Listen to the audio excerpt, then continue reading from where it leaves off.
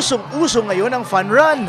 Maliban kasi sa gustong maging healthy ang marami sa atin, may kaakibat kasi itong ilang advokasya.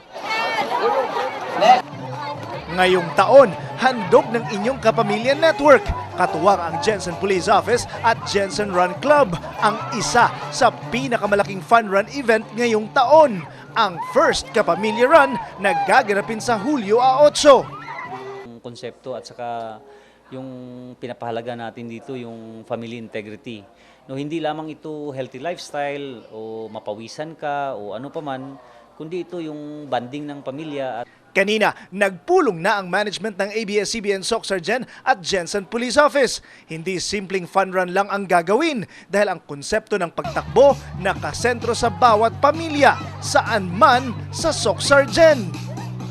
Maliban doon sa ma-promote ng healthy lifestyle at saka dito, nagde-develop din tayo ng mga potential runners natin na pwedeng mag-compete. No? Sa mga darating na araw, ilalatag na ng mga organizer ang guidelines para sa First Kapamilya Run, kung paano makasali ang inyong pamilya o grupo at maging mga asosasyon.